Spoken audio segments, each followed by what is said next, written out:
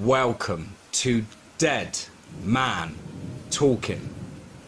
Tonight's story is a very, very creepy forest experience encounter.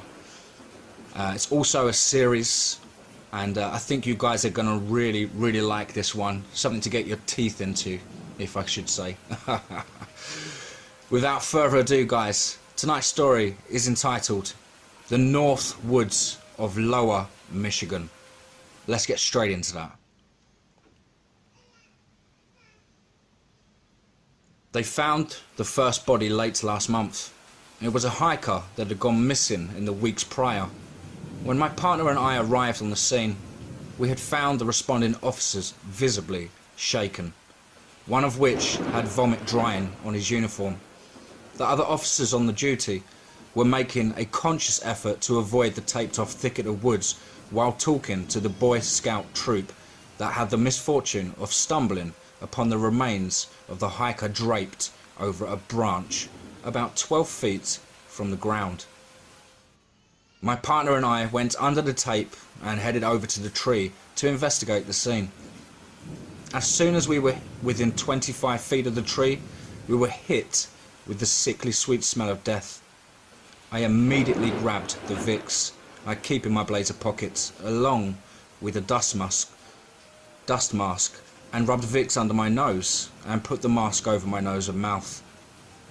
It was too late for my partner Derek, as I saw him scrambling away to a brush pile to relieve his stomach of the breakfast that we had only eaten an hour ago.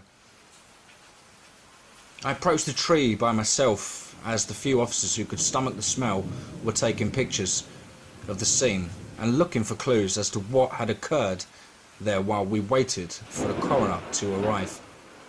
My first instinct was that the unfortunate hiker had come across a female bear and her cubs, but that suspicion was soon allayed when I saw the remains of the body for the first time.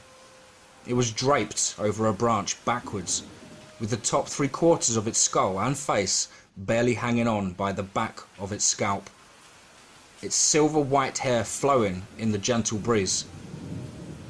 He looked to have been about 6 foot and roughly 180 pounds.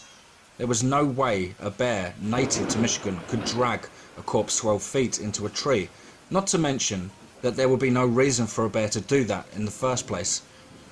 I had briefly thought about a mountain lion attacked by cougars.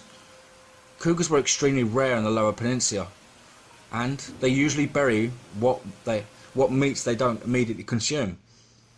All of these thoughts went through my head in about 2 minutes while I stared at the carnage before me. While I initially ruled out an animal attack, I thought it best to contact the DNR over in Cadillac to confirm my theory. Once Derek stopped vomiting and approached the tree, now wearing his mask, I had him call the DNR post to see if there was an officer in the area that could come investigate. We were in luck, as there was an officer in Bitely that would be to the scene in around 15 minutes. By this point, the local news crews had arrived and were pestering the officers for a lead. I've been a detective for 26 years this October, so I've learned to tune out the news and focus on the investigation at hand. But Derek was a little greener than I was and had trouble focusing. I eventually got him focused enough to notice the very large prints in the still damp mud. They were definitely animal in nature, but none that I had seen before.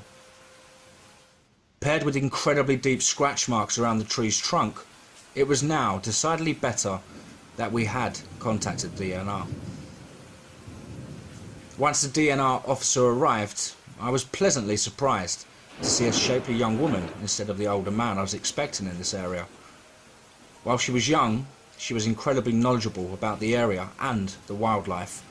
Her name was Lena, and she was actually a member of the local Potawatomi tribe, which would explain her deep knowledge of the area and wildlife.